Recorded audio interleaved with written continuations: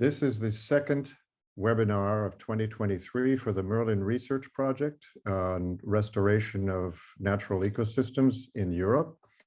And we are extremely pleased to welcome Dr. Paul Jepson, who's the head of innovation and science at CreditNature Limited, where he leads the work on development of new ecosystem analytics and nature impact tokens to unlock nature positive investment.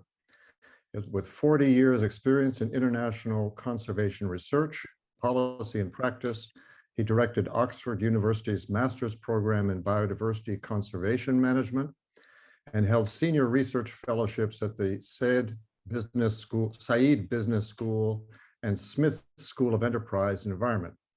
He's the author of the book, Rewilding: The Radical New Science of Ecological Recovery. Paul will outline progress on efforts to create markets for nature recovery. He'll introduce the nature impact token developed by CreditNature, which is underpinned by a new framework of benchmarking and forecasting ecosystem integrity. In the interest of keeping the introduction mercifully short, I turn it over to you, Paul. Thank you so much for being with us.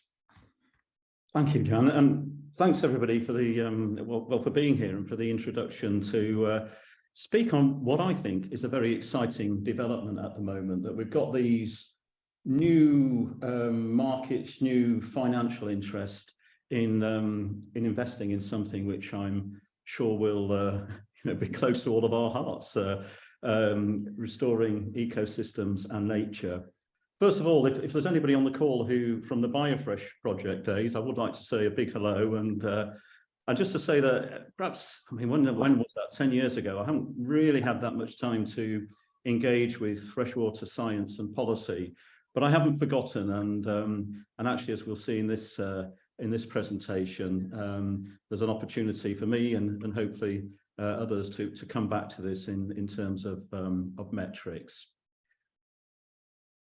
My main message here is that when it comes to investing in nature recovery, there's lots of opportunity and innovation here, but we need to design markets, new markets for nature recovery that are both fit for finance, but also fit for nature. And CreditNature, which I'll introduce in a moment, we've come up with two solutions which are coming into play, and I'm presenting those to you today, both for information, but actually to, as always, to get a bit of critical friend feedback and reaction to them. So, just give me a moment. Is my, oh, maybe it's down here, I beg your pardon. Great. So just very briefly to introduce CreditNature. I left Oxford University 4 years ago to join a company called EcoSulis. And CreditNature is a nature fintech startup which has spun out of EcoSulis. Sometimes we like to think of ourselves as a design studio, trying to connect cutting edge thinking in ecosystem science, ecosystem recovery, with all of the stuff which is going on in technology and trends in finance. And what we're really set up to do, and we're moving to be able to do this, is to mint nature impact tokens. And I use the mint bit, you'll see why I'm using that in the future, because it's about creating digital assets, to develop these novel metrics of ecosystem change, and really to build platforms for efficient and affordable value generation. So how can nature recovery become a value generating proposition? When about 2 years ago, we set ourselves two big innovation challenges in EcoSulis, as it was at the time. First, it was this big one. How can we make rewilding and nature recovery investable? I mean, I think this is a broader challenge, which all of us who've been working in applied conservation have had. Where do we get? How can we generate finance to do nature protection now, nature recovery? And then the other, sort of taking that forward, as I also said, how can we make nature fit for finance but also finance fit for nature. And what I mean by that is, as you can probably imagine, the financial system has its own way of working on it. It has its own way of evaluating data, of evaluating risk, of operating its own ecosystems of companies.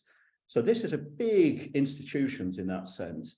And how can we connect nature and nature recovery, which is the ecosystem which we all study, with that financial system?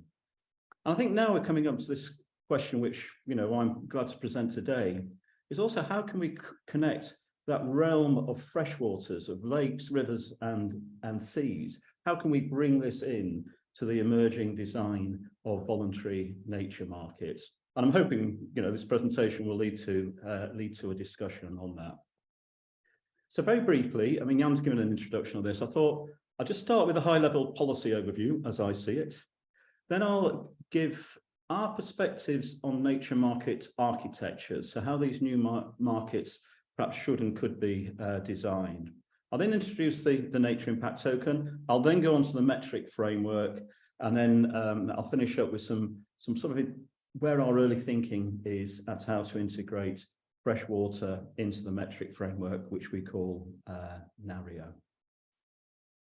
So at the top level, and I'm sure many of you have been following this, I think there's been some really significant developments, 18 months, developments which have been bubbling in the policy world, in the science world. And the first of those was probably summarized in this communique of the G7 leaders pledge when they met in Cornwall in 2021. And the significance of this is it's really starting to, at the highest political level, to understand that addressing the climate emergency and addressing the nature emergency, they're two things. And that's because, as we know, ecosystems and carbon storage or carbon fluxes and all of that, those two things are interlinked. And that's quite a significant development. And this sort of rolled over into you know, the text of the Global Biodiversity Framework text, which came out of the COP15 in December. And for me, again, this was really significant because we were seeing, you know, goal A, the restoration of ecosystem integrity, connectivity and resilience, coming up there right at the fore in it. You know, that is goal A. And this shift in narrative, I suppose, from biodiversity to ecosystems, and understanding that ecosystems are more than the biological aspects of the ecosystems, I think is really significant. So added to that was then this target, which is where we're bringing things together today, of if we're going to restore ecosystems at scale, and if we're going to restore ecosystems as assets to help humanity and the planet to navigate climate change, we need to massively increase the flow of investment into ecosystem restoration projects. And I think this is a really exciting time we're in at the moment. It's like, right, okay, these are the targets internationally agreed. How do we do that? And where does that notion on the how come from, and how is it formulated in it? I think the really other exciting bit is the financial world is, not the whole financial world, but big sections of the financial world are really willing to invest in nature recovery. And there's this what we call the desire for nature positive investments. This is coming from all sorts of directions. Leading corporations now are realizing that nature recovery is material to their long-term business. If nature collapses, if climate change gets out of hand, you know, your business plans are going to, or your future business is going to look a bit ropey in 25, 30 years. There's a lot of landholders who are wanting to switch out of, you know, sort of more intensive agriculture into more nature-related enterprises. And there's a huge amount of science and working groups going on at the moment. So there's a lot of activity in this space, which I think is what my message is here. But now I'm going to go on to, if you like, a couple of, not problems, because they're inevitable problems and they're good problems, but challenges, if you like. Most of the finance world, and indeed quite a lot of policymakers and people, you know, operating in policy-related NGOs, they've only just got their head around biodiversity. What does it mean? And what does biodiversity mean, perhaps in a financial world? They're only just getting their head around that. And now we're coming in with ecosystems. And it's like, what? Oh, hang on. Are they the same or not the same? You know, they've just got their head around carbon markets and just starting to understand the risks and volatility in carbon markets. And really, they only know carbon markets as well. And there's this sort of thing, well, you know, why don't we just do a biodiversity credit like we do a carbon credit and what have you? So we have these sort of, I don't know, problems of dealing with the unfamiliar, I suppose, is perhaps the best way to say it. And then because nature and nature markets is unfamiliar, trying to bring across systems or structures which are already familiar, but which may not be fit for purpose. Those of you who remember me from the BioFresh days will know that my area of research was governance and policy. And one of the simple frameworks, but useful frameworks I used to think about when analysing policy was what's known as a policy systems architecture. And the idea that impactful policy has this sort of nestedness of logic, if you like, going through it. So you start off with big narratives on it, the big narratives of how the state of the world is and the future which we hope we can steer it to become. So, you know, the carbon climate change narrative is really, you know, really straightforward. You know, we've got a risk of catastrophic climate change. You know, we've got to put targets in. We've got to achieve carbon neutrality. Then there's what are called policy mechanisms and mechanisms of how we're going to do that. And, you know, again, carbon cap and trade, the clean development mechanism. Okay, now what might be one approach? There's usually different approaches, an approach within that. Okay, let's set up tradable carbon markets, and then we can have a fungible carbon credit underneath. So that's really solid, that side.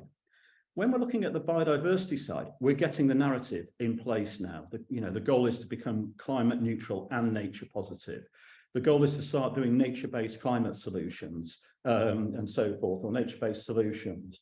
But when we come to the mechanisms, they're a bit unsure at the moment. We've got the TNFD process coming up with guidelines for risk reporting by corporates. There's a statutory biodiversity net gain coming in the UK, and nothing at the same level as an EU cap and trade mechanism there. And then when it's coming to markets, so, oh yeah, we want to do a market mechanism. We need to do a market mechanism. They are good on it. But it's, again, well, how is that? What is biodiversity credit? How do we unitize that? It's not quite the same as a carbon credit. And, you know, what is a nature positive credit in this side? How do we actually define that unit on it? And as we probably know, and I'll go on to say, nature ecosystems can't be fungible in the same way as carbon, where a ton of carbon avoided is a credit. You know, it's just, you can't reduce the whole of ecosystems of biodiversity in the same way we've been able to reduce ecosystem carbon on that. So some interesting challenges, which what gets me up in the morning, actually. I think the other issue we have, and it goes back to this problem which I'm concerned at the moment, the idea that we can port across the carbon credit market model to nature. This is a very, I'm not going to go through this in detail for time, but just to give you the flavour of it, it's a very simple market model. And it's based on the notion that carbon credit is a commodity and you can do commodity trading. You know, you plant trees on the site and it produces carbon, and it's just like planting a wheat on the site, which produces a ton of wheat, and then they can go into commodity markets and they can be traded. But rather than a bakery wanting to buy wheat, a company wants to buy carbon offset credits. So it's quite a simple market model. But there's a heck of a lot of weak points in it, which are really coming clear in it. One of the things is that the standard setting bodies who decide what a credit is, they're also deciding on metrics, but they're not scientific bodies here doing that. And that's, you know, becomes very acute when we come to nature. The registries aren't totally secure, so double selling can happen, and, you know, claims of greenwash on that, very high project development costs, and carbon is traded as a commodity. So, you know, the argument I'm going to put to you is that we can't adopt that model for nature and ecosystems. as I've said, biodiversity and ecosystems are not fungible in the same way as carbon is. And developing a nature commodity market, it would be illogical and unsustainable, and don't think people would like it because of all the commodification arguments. And there is a lot of work going on in this direction. And when it happens, you have a carbon credit and then you add nature to it as a co-benefit, biodiversity as a co-benefit. And then it's sort of creating a different grade, a premium grade of that carbon commodity. And again, I would argue that that's illogical, that you don't add an ecosystem onto the product of the ecosystem.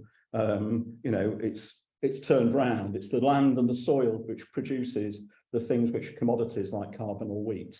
You can't turn the two things round. Although, this does happen, admittedly, in sustainable commodity markets. So moving on from that, we sort of just, we sort of thought, well, look, let's just conceptualize this system which we're dealing in. And we came up with this, if you like, quite simple model of it, but I think it's a useful model on it. And that's to understand land, territory, whatever called, or land, could be oceans, but let's just do land at the moment, as an asset. And that asset is owned by somebody, usually, or someone, or a collective of it, or and it's a form of real estate. And we as humans do ecosystem engineering activities, land management activities around that asset to generate the forms of value we want, be that agricultural commodities or nature protection or whatever. And those activities, just like any ecosystem engineer, impacts for good or worse the ecosystem integrity of it. And by ecosystem integrity, I'm meaning the interactions between those elements of function, structure, process, composition, that system interactions on it. Then those systems interactions have emergent properties, which we can steer, but those emergent properties, the outcomes are things like carbon stocks, our biological diversity, our biological abundance, our ecosystem services, or wellness, or whatever. So at the moment, we tend to want to value or market the outcomes of it, which is important on it. But what we're arguing, which is this rather novel approach, is that the investment flows need to invest in the ecosystem integrity, not just invest in the production of the outcomes of ecosystems, because it's fundamentally the ecosystem integrity that matters. And to use a sort of, if you like, a real estate model analogy for that, an urban one, it's like imagining, I started my career in Manchester and there was a lot of rundown factories, old Victorian factories. You couldn't invest in the outputs of, the economy of Manchester in those days, or if you didn't invest in regenerating your industrial buildings. So you imagine that you invest in regenerating old industrial buildings or regenerating homes or whatever, and that investment in that regeneration, that's what enables the outcomes to happen. Be they, new tech industries in your old woolen mills or cotton mills, be they cafes or whatever. It's that which generates it. And what we're arguing is that a lot of this, not all of it, but a lot of the investment, or the best return on your investment and the best long-term return on your investment comes from investing in recovering ecosystem integrity. So as a company, our two contributions at the moment is this natural asset recovery investment analytic framework, which I'll talk about in a moment. And after I've talked about the second bit, which is the financial instrument, which is the nature impact token. So splitting out the metrics from the financial instrument here. So what is a nature impact token? So a nature impact token, it's a type of credit, like a carbon credit, it's that sort of thing in category of things, or a biodiversity credit. But we're using the word token because we're now moving into the world of technology. And whereas a lot of carbon credits, they're a sort of certificate on a register, nowadays those certificates can be digitized on distributed ledger technologies, blockchains, to create an asset. So it's a digital asset. It connects landholders and investor. For the investor, it represents a stake in a verified nature recovery, an investment stake in a verified nature recovery project. And ownership of it gives rights to report the nature positive units which that investment generates.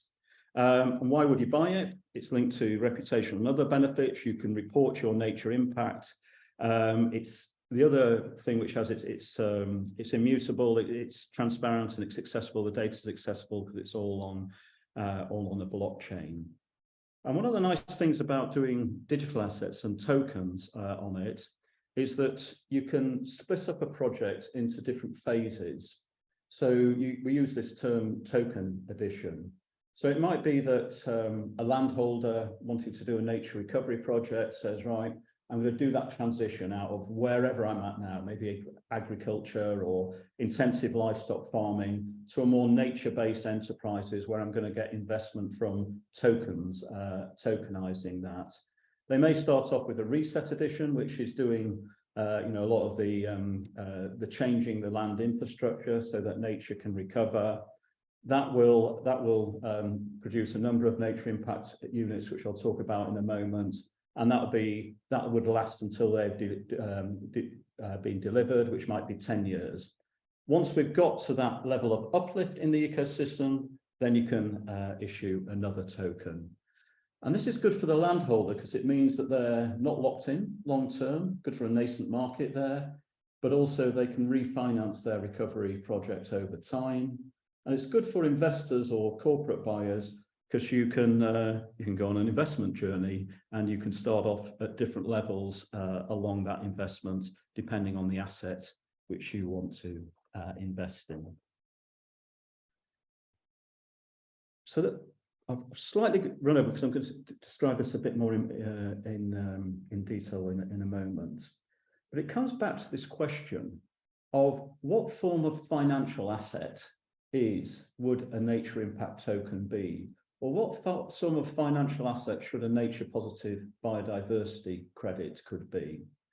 And I mentioned that, so when I say financial assets, those of you who aren't familiar in the financial world, you'll know that investors and buyers, they buy commodities and they have all their platforms to do that. And they buy what they call securities, which is something, a financial instrument they can buy, which is backed by something. And company shares are the most, if you like, familiar form of those. And another type is debt when we're talking about bonds, companies, countries issuing bonds and so forth.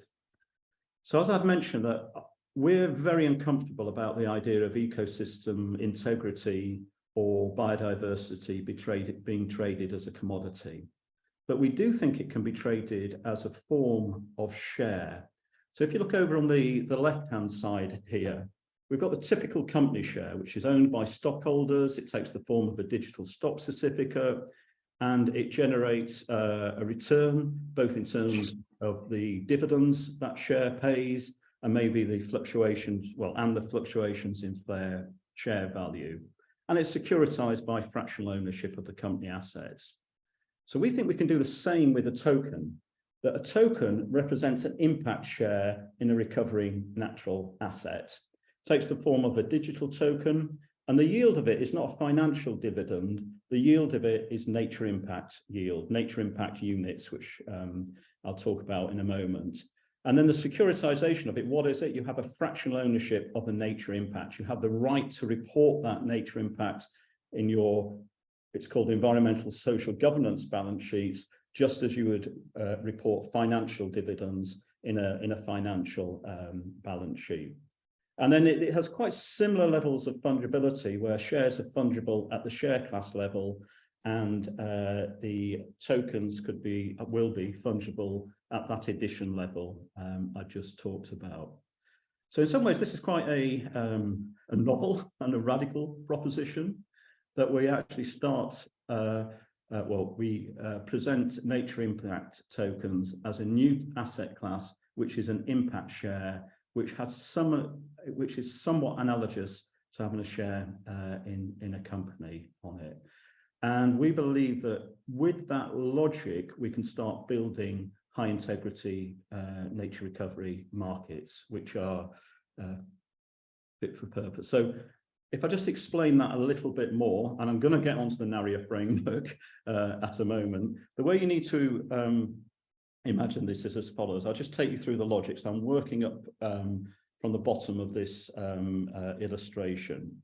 So imagine we have a landholder who says, I've got 1,000 hectares and I'm interested in changing the land use of that from wherever it's at, the baseline it's at the moment, onto a nature recovery trajectory. We then assess it with our NARIA framework on that, and that does a baseline of the ecosystem integrity, and then we do land use change scenarios and which forecast the uplift in the ecosystem integrity. So we have an index for that. So just for argument's sake, let's say we baseline this site and its ecosystem integrity on our 1 to 100 index was 30. And over 10 years with land management activities, we could bring it up to 45. That then means for 1,000 hectares, you could generate 15,000 nature impact units. A company could then say, great, we're going to invest in that. We're going to buy a token, and that represents our nature positive commitment. So it's what's called an ex ante. They haven't delivered any nature impact yet. They're saying, this is our commitment. We're investing in the price of that token to do it. Then over time, we measure that nature impact on it, which is the nature positive units here.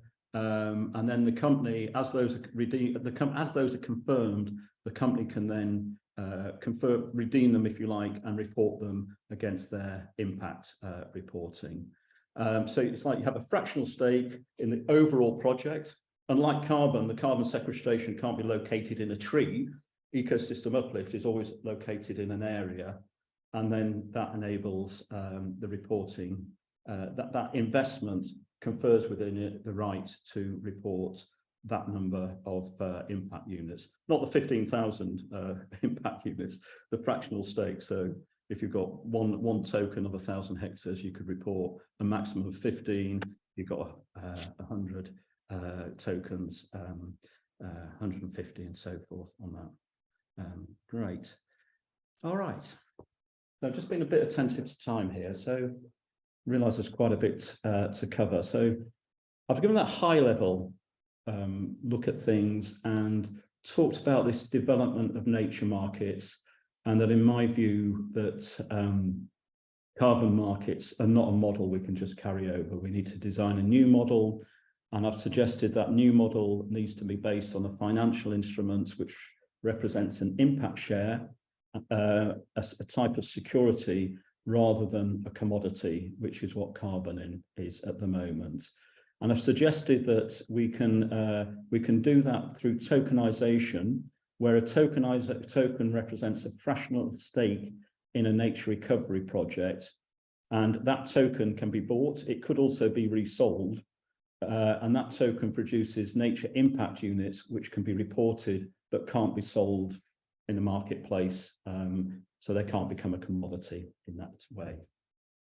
All of this, of course, depends on actually being able to convert the complexity of ecosystems and ecosystem recovery into a unit, into something which can be that unit, and that's a measurement, a scientific measurement problem.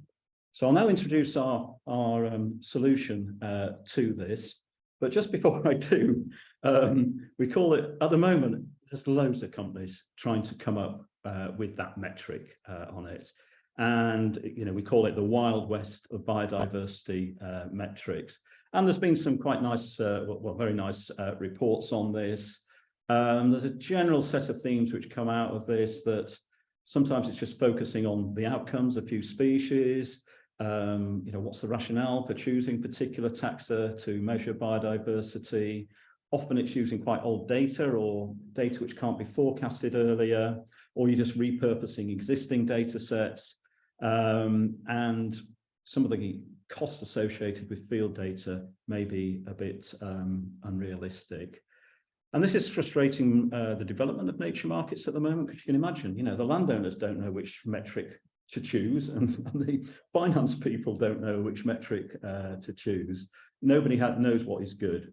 And there is a risk, though, at the moment that one of the big asset managers, because there's huge demand and pressure to invest, might just choose a metric, and it's not a very good one, but it comes the market standard on it.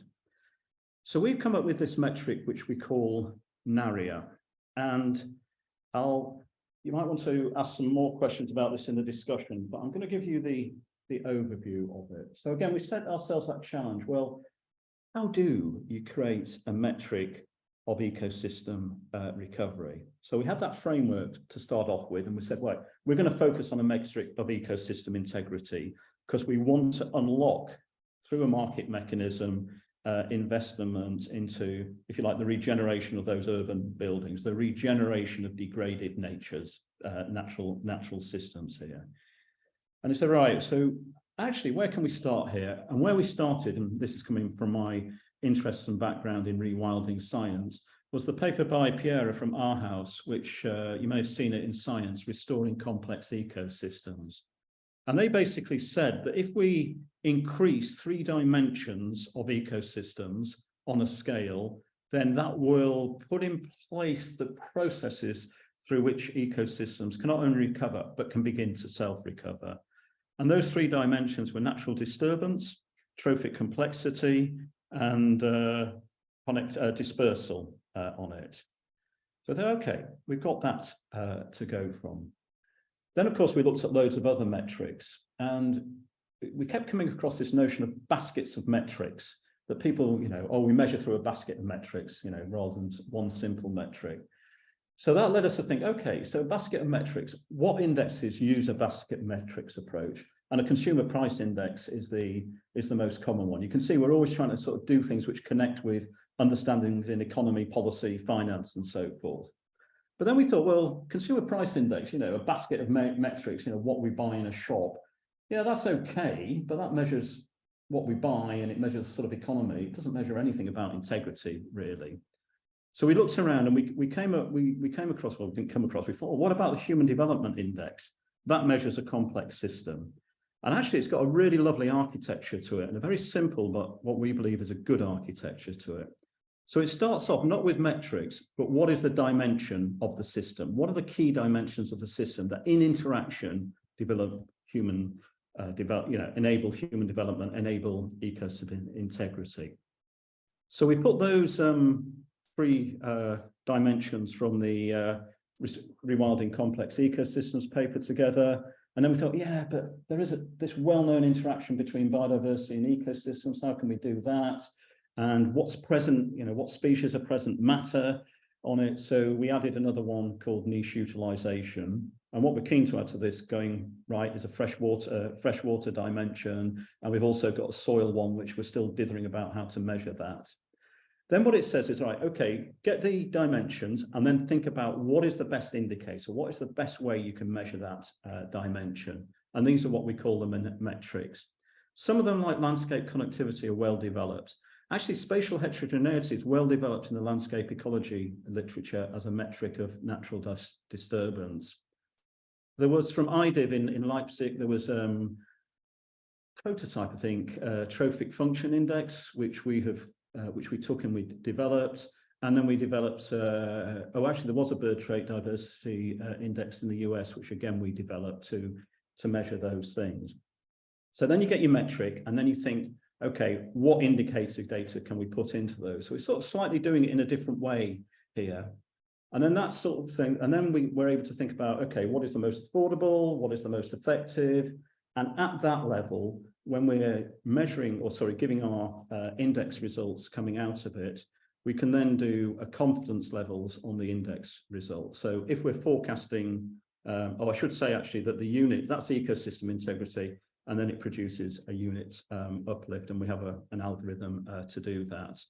But what it means is that units, the forecasted uplift units, we can then basically rate the confidence in them based on the input of the quality of the input of the data. And then the next part of it is of the NARIA framework is we look at the activities, how humans manage the land, human ecosystem engineering, We organise that in terms of land systems, and then the land practices which make up those land systems. And then we score those practices on a very simple scale of, a rating, +3. They support the recovery of the dimension of landscape connectivity, or they degrade landscape connectivity, the disturbance one. And from that, we can generate a ecological land management rating on a score of A to E. Again, you'll see that it's not unlike an energy rating, which people are familiar with for a house, although it pivots round C rather than being a linear hierarchical rating.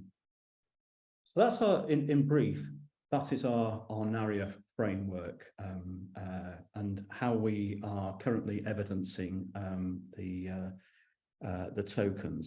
And it's quite nice because it means that the landowners can have a conversation about this.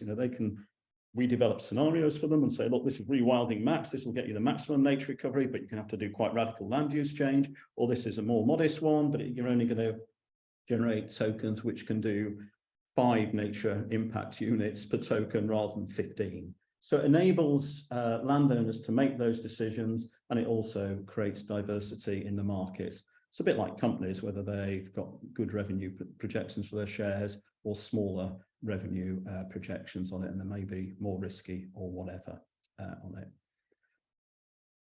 Out of this, and I do want to share this slide because we're not doing this alone. And as we've been designing these, our NARIA framework, we've been thinking about the design principles for nature metrics that are fit for finance, if you like. And other people have been doing the same, and we've been reviewed by other people and coming up for it.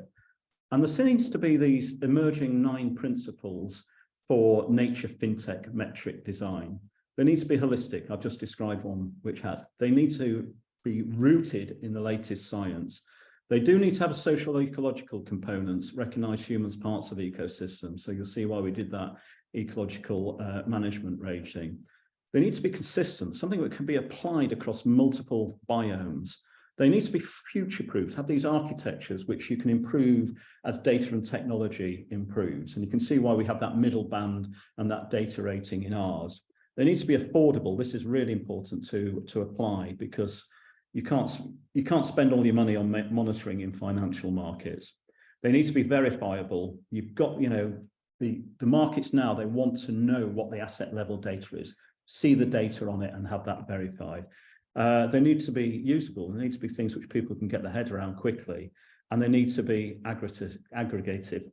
This is in the future a bit, but linked with other types of metrics like on GDP and so forth. And I think something which has come out of this, which is really clear to me, and we're just starting to go to this process. I mentioned earlier that a lot of carbon standards, the standards are verified both in terms of the process, how you go about measuring carbon or how you go about developing a carbon project, and the metrics of it. And for me, a standard setting agency can't do both, because the scientific bit, particularly in our world, is too complex. So we as a company, working with others, are starting to push to say that the metrics need independent scientific certification on it, and that needs to be separate from the tokenomics or the token standard.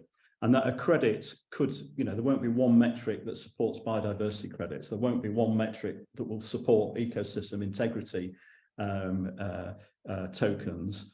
There's probably going to be different ones for different uses on that, but they all have an independent scientific accreditation on this. And fortunately, there is an excellent standard which the Australians have already developed for their biodiversity markets, and it really is a good one. So we as CreditNature are just going through the process of having our NARIA framework accredited or certified by Accounting for Nature, which is a little bit of a pressure. Hope it gets through, but I think it's the standards we've all got to aspire to. There's one other small point here which I'm not going to cover in this talk, but actually, as these as nature fintech or fintech more generally develops, assets such as credits, be they carbon credits or future nature impact tokens or biodiversity credits, they're becoming digital assets, and they're becoming minted on digital ledger technologies or created in there. So we're actually having digital asset standards coming in as well into that part, which is a new development. Okay, so I mentioned earlier that we've got those 4 dimensions in place, but I've always been acutely aware that we haven't got the freshwater dimension in place. And we dithered about this. We thought, well, does it come into the ecological land management practices on it? But we're feeling more and more that we do need to bring the freshwater dimension in.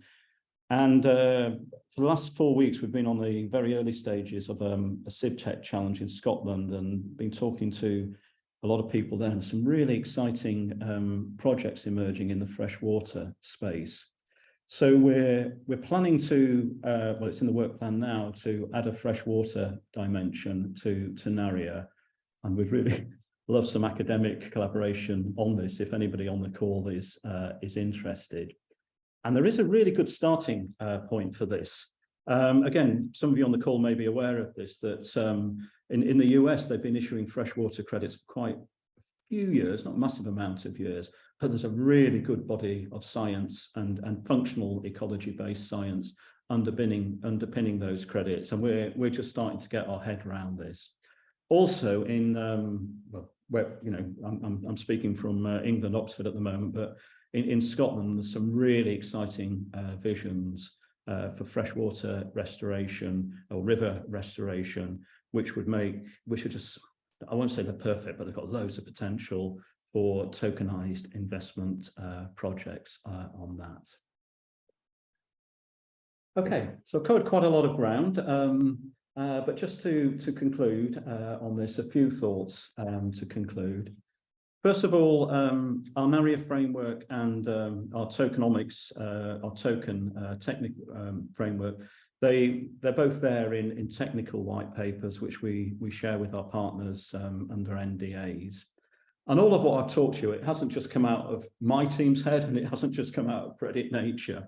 It's a really lovely way of doing research and innovation, actually, in the sense that we're always working with other actors both in the financial world and the landowner world and the conservation world and the brokerage world and all of this. So we have this community who are keen to do the same thing. They're all motivated by the same thing of saving the planet, getting nature investable, and all of these sort of things. And there's sort of a group, the critical friends, they're encouragers, they're networkers, and so forth. And this has been brilliant. So those ideas which I'm talking about, they have emerged from this ecosystem of organizations. And here is our core team who's working on this.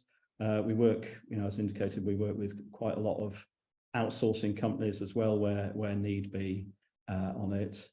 And just to conclude, I think, well, I know now is the time to develop a nature fintech sector, and now's the time we need it. We need this to unlock that investment in ecosystem recovery and mobilize that willingness to invest in ecosystem recovery. And my experience of however long I've been in this world now, 3 years, it offers a fascinating and really challenging and innovative application of the science we all do and love. So thanks very much. Thank you very much, Paul, for a very clear coverage of a vast emerging topic. I don't think we'll be able to get through all the questions. There are lots of them. What I've done is I've copied all the questions onto a sheet, which I'll pass on to you, but we could at least start down the line. And the first question came from Christian Meisner, who is monitoring whether the token actually represents a positive nature impact only after 10 years.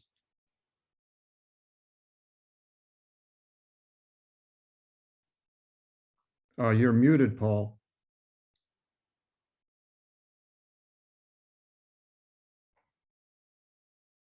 Sorry about that. So the question was, who is monitoring the impact, yeah, over 10 years, okay? Yeah. So the way Or the token is... 10 years. Hmm? I think it's after 10 years, only after 10 years. Yeah, so it doesn't quite work like that. So the way the token is structured is that, you know, you imagine you're a company, you buy this token, and it has what we call a 10-year vesting period on it. And over that 10 years, for argument's sake, we hope it will, you know, the site will generate 15, well, the overall, it'll be 15 nature impact units. So the token, the uplift, if you like, of our index will be done a minimum of every 3 years. And we're hoping that as technology improves, we can get that down for 1 year. So part of that monitoring will go, the bit we can do remotely, if you like, will go through our technologies for that. And then the bit which needs to be done on the ground will be done by a third-party company on that. But we are moving to technologies now where increasingly the landowner can self-monitor in it, or data feeds rather, can self-monitor, and then we can verify that through technology as well. But the idea is that you don't need that you'll be able to redeem nature impact units before the 15 years, but not all of them. If you see, as they become confirmed, they can be redeemable. Thank you. By the way, if I don't come through clearly, all these questions are in the chat already. I'm just reading them off. Nani Coulthard asked, would a landholding which has already rewilded or in a very good state of ecological integrity, quote unquote baseline, be able to enter straight into a steward level token? Or would this not be of interest to the investors? Do they only want to pay for uplift?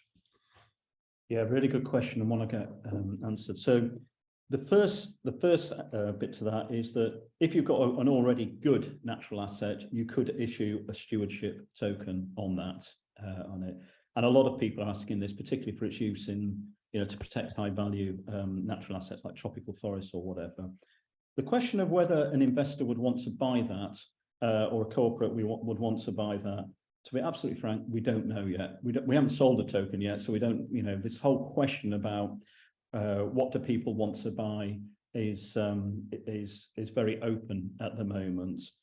I will though say that primarily this token is designed for recovering degraded or low quality natural assets, but there's no reason why you couldn't issue it, and you know, other companies may want to evidence that stake, that investment in in stewarding an asset which is important to them, or maybe it's in the location of their operations. There'll be a lot of different things in it. It's a bit like investing in a blue chip company or a bond which only gives a very small rate of return, but you know it's secure and you want to do that. Great. The next question comes from Town Barce from Deltaris. Would a token be sensitive to stock market fluctuations, i.e., is it based on a willingness to finance? So it's not a stock in terms of a traditional stock on this. The best analogy we can find, and I know it can be a controversial analogy, this because of the reputation, is to think about a timeshare analogy, or when real estate, you know, they have an apartment block and they give you, you know, 90-year lease on an apartment block. So if you imagine that a landowner is issuing a timeshare, but they're issuing an impact share. So then somebody can buy that timeshare. So, you know, in this case, for the one, it might be for 10 years for this reset token. And then the benefit you get from that is you can report your nature impact units, and there may be other benefits. You're probably going to be able to visit the sites as well. Now, timeshares, there is a resale market for timeshares, but the value of that resale, that timeshare, it depends how many years you've had it for. So if you had a 30-year timeshare and you're selling it after 15 years, there's only 15 years left on the ticket. So the value of that timeshare will be lower. And we suspect that it'll be exactly the same with nature impact tokens, that there will be a resale market for them, but not in the same way of you know, trading stocks and shares in that model. Great. There's a next question from Shin Kok, also of Deltaris and Wageningen. It said, I'm not sure I understand how reselling tokens in an impact share model differs from a direct commodity market. Can you explain? Oh, yeah, absolutely. So, you know, a commodity market, things fungible within a class. Yeah. So let's take what would be a good example of this? So palm oil. I mean, this isn't a totally good one. You can buy palm oil, and then you can buy sustainable palm oil, and you trade within class. Actually, it's a bit more complicated with palm oil because you can't split it out. Okay. So that's how commodities work, that you're trading them within class, and it's fungible to that level. It doesn't matter whether your palm oil's come from Sumatra or whether it's come from Brazil or whatever.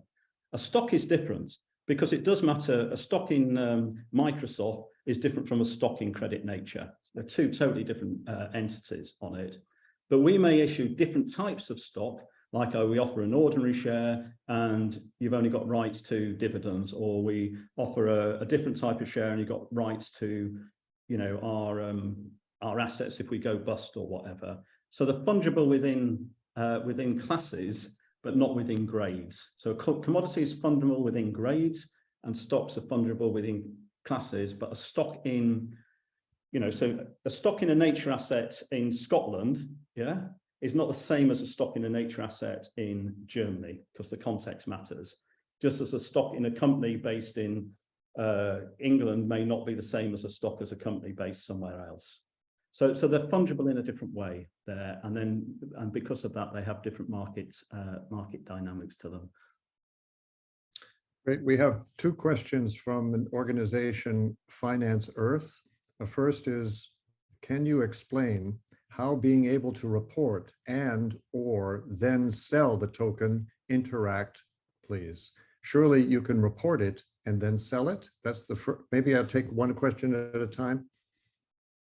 Yeah, I mean, you know, Finance Earth, they know of us and we're very willing to explain this to them, but I know that they're not so familiar with these models. So again, it's that idea that you can report the good holiday you've had in a timeshare or whatever, or the good you've done, but you sell the timeshare separately.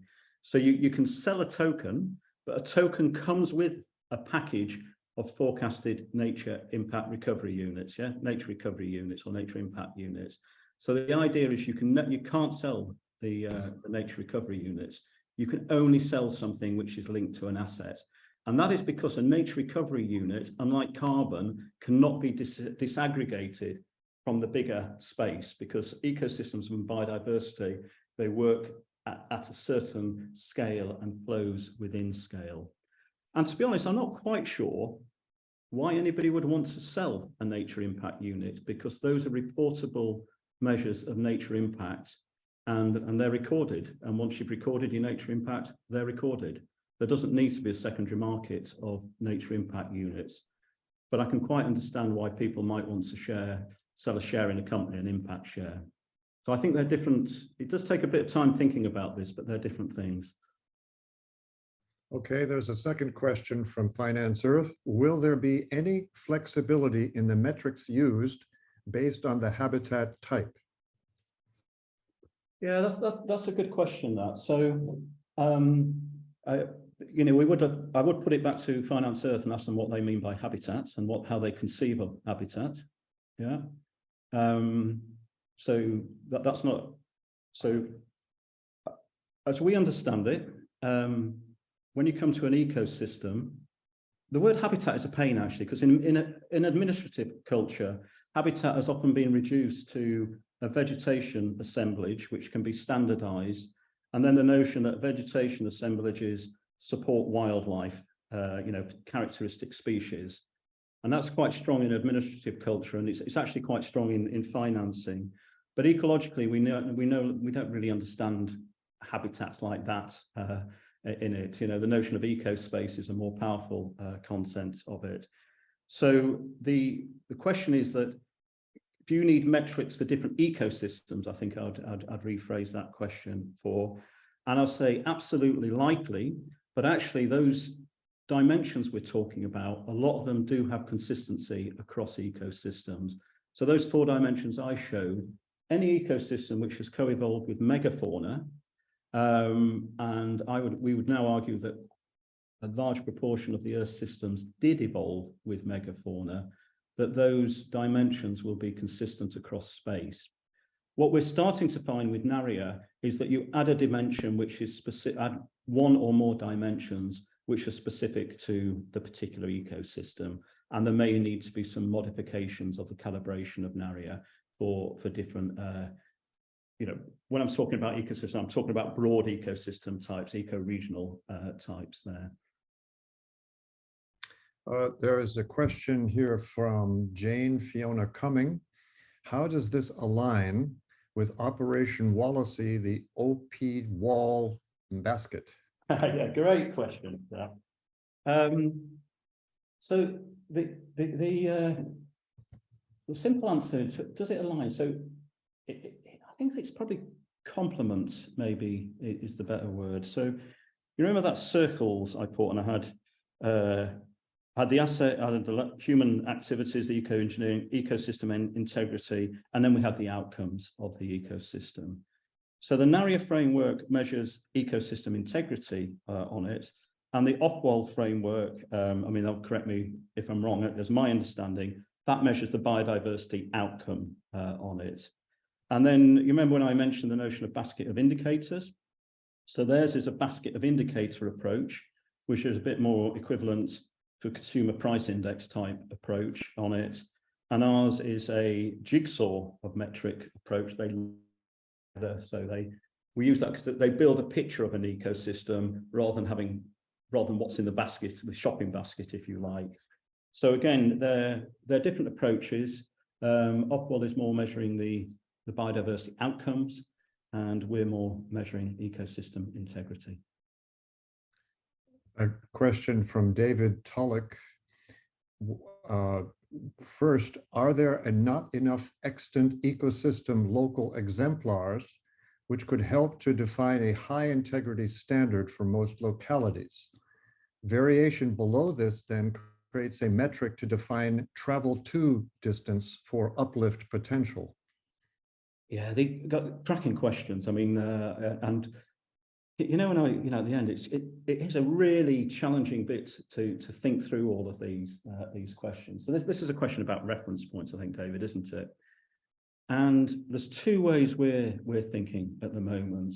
First of all, from a rewilding perspective, we suggest that there isn't, what is a natural baseline, and the understanding that there's multiple past baselines. So we're starting to think of reference points in 2 ways. First of all, you have the baseline of the asset, which we're tokenizing. And then I mentioned the land use scenarios. So we do a number of scenarios on there. We do what's called, if you really change your ecosystem, you could do rewilding max. And based on our scores, you could go up from 30 to 75. That we can't quite see how you could get any more than that. Or to get any more than that, something would have to happen in the wider landscape. So we don't, that's a sort of like a reference point on a future potential way of doing it. The other thing I'm quite interested in as well is using reference points outside a region. So Scotland's interesting, whereas a nation, it's starting to benchmark itself against Alaska and Southwest Norway, which are both in the same biogeographic region, and looking at what is the potential there.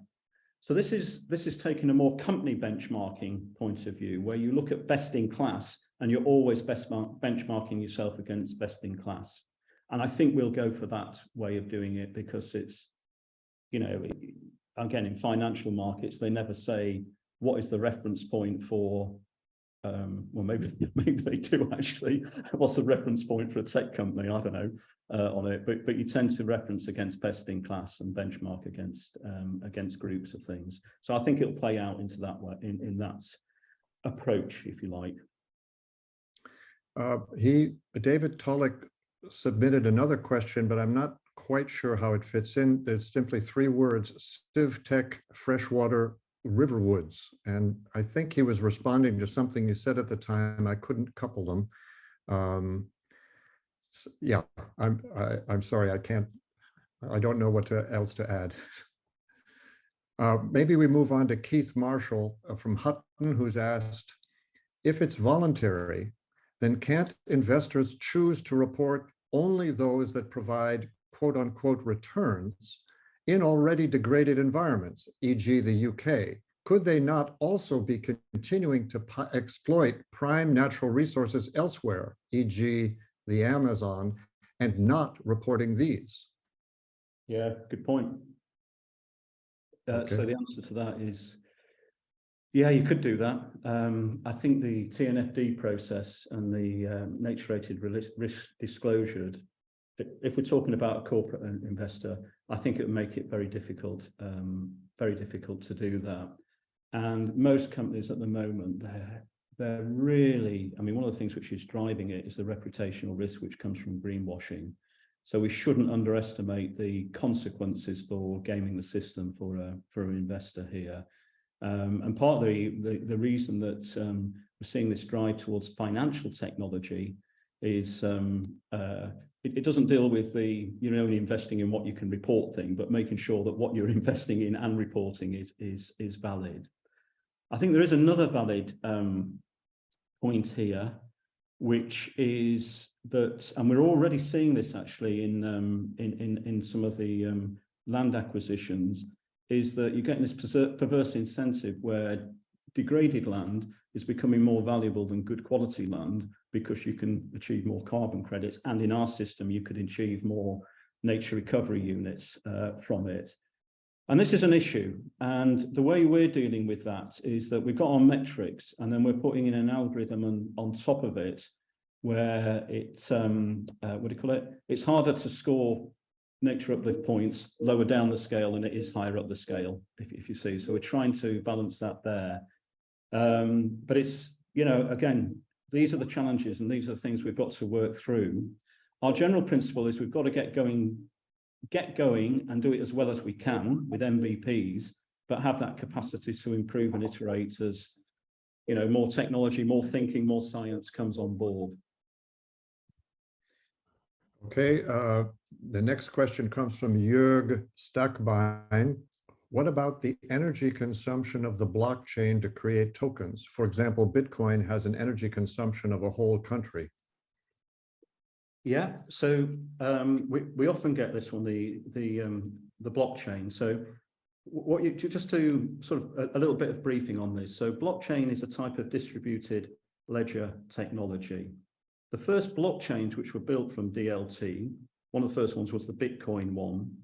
And this is what was called a proof of work model. So and it was a cryptocurrency model. So to generate cryptocurrencies, you had to, solve computationally difficult algorithms on it. And those blockchains were highly unsustainable. Now there's a shift to proof of stake, which don't require that massive computation to generate Bitcoins. And then what we're not doing, we're not creating a cryptocurrency with nature impact tokens. We're just minting a digital asset, which has the affordances of DLT. And we're doing, this is that bit where I was going on about digital standards. The blockchains we're working with, I get what it is. It's like minting a token is less than doing a transaction on Amazon or something like that. So that argument about, or that not argument, the worry that digital assets like tokens are unsustainable or carbon, that's dissipated. It started dissipating about 3 years ago, and it's just not an issue anymore.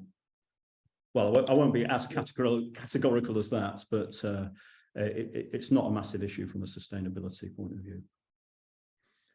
The next question comes from Christian Meissner again. It seems he's coming right back to your issue of greenwashing. You may have already dealt with this. So if I understand correctly, your company is minting uplift and another company will monitor the uplift. Do you see a risk of greenwashing? How about giving an independent governmental agency the actual monitoring, recompensating them, of course? Yeah, it's a little bit more complex than this now, and it's slightly beyond my graphics to, and of course, obviously this is what we're designing, the technological system which is put in place here. So basically, increasingly now, an investor or buyer of an asset, so in our case, a digital asset, requires and wants what they know they call it asset level data. So they want the data going right the way down to the asset they're investing in. And an analogy here, just very briefly, is that, maybe 10 years ago, you would invest in a haulage company and you would say, okay, just tell me all your trucks are, have this emission standard on them. That's good enough for us. Forget that now. All the trucks have got sensors on. They want the asset level data of actually how much emissions those trucks are doing on it. So we're moving into that, and this is the bit of nature fintech. So when we're talking about this, we have the token, which has a whole set of digital standards to it. Then linked to that is the NARIA framework, and I just showed you the science on that. That has a whole or building a sort of technological assembly to it. So you've got APIs feeding them with some of the data. You've got platforms where people can put data in it. So the system is doing some of the monitoring, and then there's bits which need external verification in that.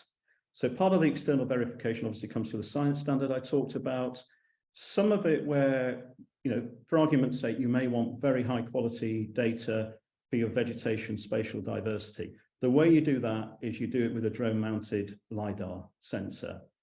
But there, the person who would be collecting that data would be plugging into our platform to get the coordinates so they can get the data which streams into our technology system. Got the idea? So we know that that's good. So it might be someone like that who's doing. So we are moving away from traditional ecological monitoring in that sense. So basically, it all comes through technology standards and protocol, not taking the humans out of it, but some of these old concepts are slightly being blurred at the moment with technology. I think that's or the opportunities of technology. I think that's probably the best way of answering that question on it. But what it does enable is much, the quality and verification, the trustworthiness of the data. I think we're going to see massive uplifts in that as well. I believe you've answered the follow-up question, but I'll just say it anyway to make sure. Who will make sure that the asset the token is tied to will not be modified after 10 years, i.e. for an afforestation project, who assures that no cutting will occur over time? Yeah, another really good question, actually, this. And we've got a slightly radical view on this, I think, or maybe an undecided view on it. So this is a question of what we call permanence on it. So if you've invested for 10 years and you've got your uplift, does that uplift have to be permanent or not on it? And I'm not totally sure that it has to be permanent. So again, if we take a dynamic ecosystem approach, which most river people know this, that your ecosystems are always moving and dynamic, nothing is ever stable, but there's always turnover over a landscape on it. So the way we're seeing it, we think that the market will want the permanence in the sense that if you buy a first edition, you will want an option to buy a second edition. Therefore, an edition which comes with a landowner commitment to issue a second edition will be more valuable and more investable than one which doesn't have that commitment. So we think that the market will start to decide on that. And in some ways, if you're a landholder and you're issuing a token, you are creating a new stakeholder community because you've got a bunch of investors investing in you.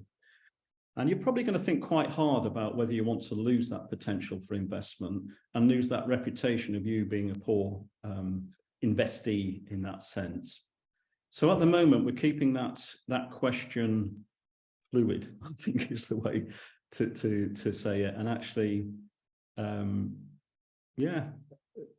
actually asking the question about, does it matter at the end of the day? Or it does matter from an ecological point of view, but will that come through purchasing and investor requirements on it? Okay, we have two questions from Pat Snowden. First, how aligned do you think this approach will be with future ecosystem markets reporting processes, e.g. TNFD, which I'm not sure what that means, but. Yeah, so TNFD is a really important working group, and it's the task force for financial related, task force for nature related financial disclosure. And you know, when I put that first slide up and I showed the policy systems thing, one of the approaches in there was regulatory compliance, so regulations requiring companies to report on their carbon footprint, basically. And that was called, it was the climate version of that, another acronym. So now we're doing that for nature. There's a high-level task force working on that, and that will produce guidelines that companies need to report on their nature-related financial risks on it. And then the question is becoming, how do they report on it? So then there's another working group called the Science-Based Targets for Nature, which is starting to think on the quantification, you know, okay, what is the meat behind that? So what we do, or what we do as an innovation company, is we're tracking these processes. We talk to the people who are involved in them, and we're aligning our our nature impact units with those processes. It's a bit of a two-way process as well, actually. All of this is being co-developed at the moment. So we very much hope that our nature impact units will be reportable under TNFD guidelines. There's no reason why there shouldn't be, I hope. There's a follow-up question from Pat Snowden. You cited some of the challenges and problems encountered in carbon markets. Are there any positive lessons, examples of good practice that can be taken from experience and practice in carbon markets? I think there is. I mean, you know, the main lesson is that markets for nature can work, because carbon is an output of ecosystems. And, you know, although they're sort of wobbling a bit at the moment, the voluntary carbon markets have, are big. There's a lot going on in them, and they really are driving quite a lot of reforestation in them. So I think the good bit I take out of them is is that they've demonstrated that market mechanisms can work to bring investment into ecosystems. And although it's quite easy to look back and criticize them now, they were put together in the sort of 1990s, early 2000s, and they were probably as good as could be done at that time. It's just that the world's moved on. What we now have an opportunity to do now in the 23 is design something with the science and technologies and agendas which are of today, and just get them, do a next generation of carbon markets for nature. Two questions from Christine Levitt. First, how are you recommending how many tokens buyers should purchase, given that some might not be participating based on some equivalent like carbon emitted?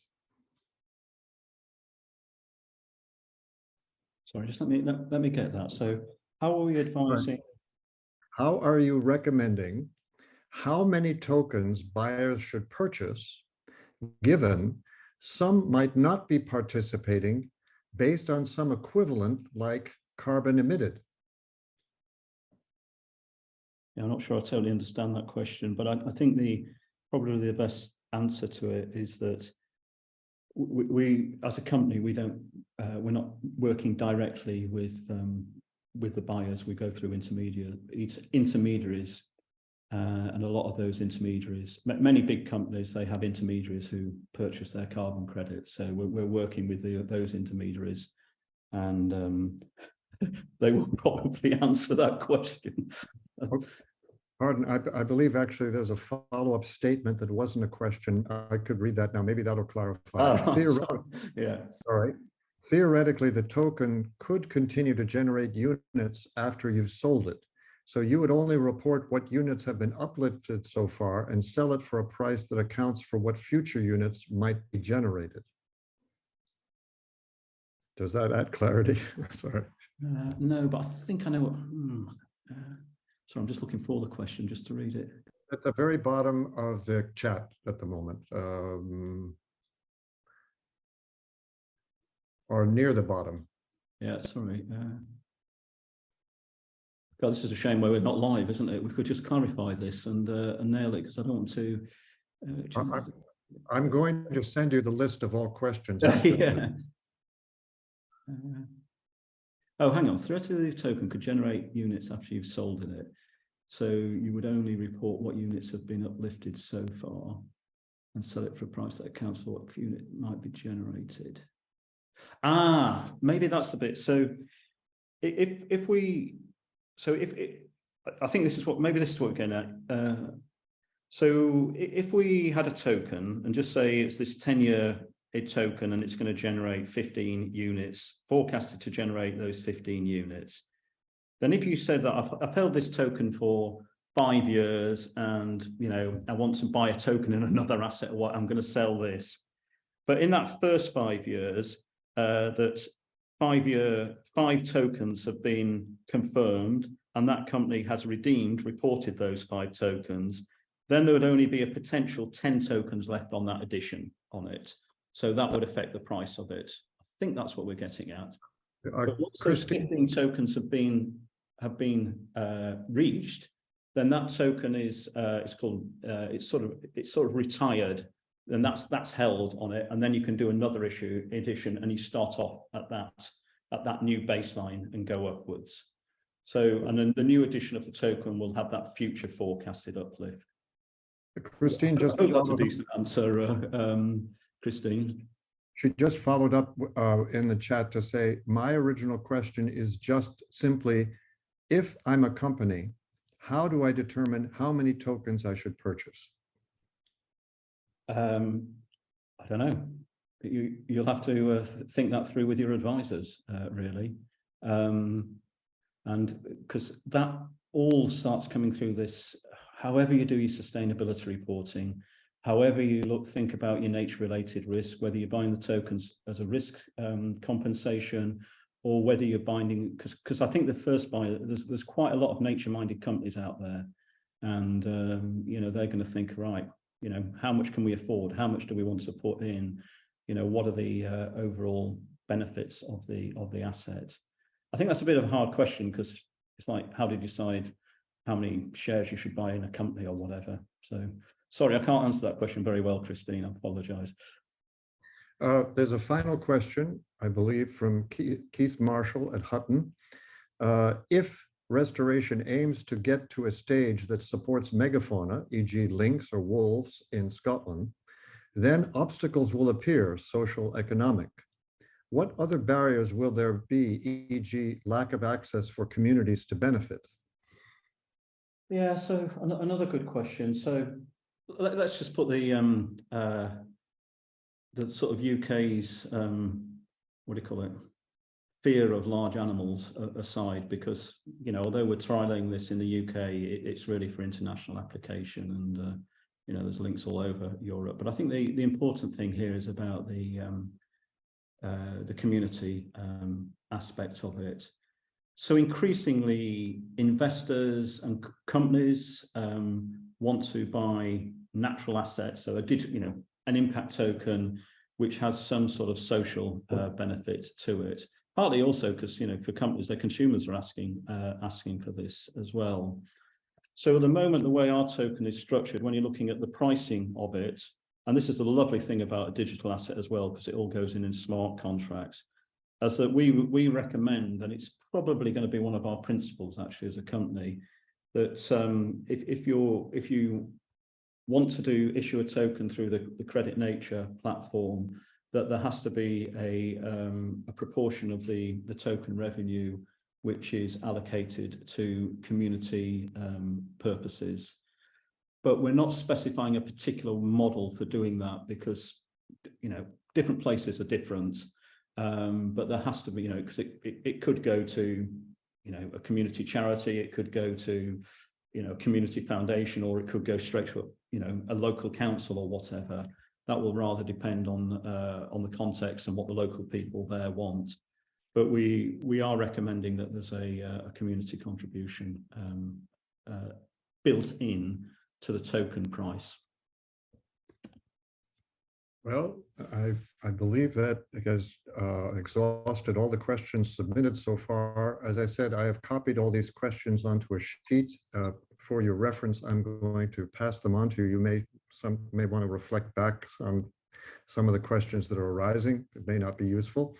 And I think at this stage, I can turn it back over to Jörg or Astrid, who might want to announce the next webinar. But thank you very much for excellent presentation and very clear exchange of questions. Well, thanks everybody for the really great questions. They were nice and challenging. I hope we did okay on them. Yeah, also from my side, thank you very much for this very nice presentation.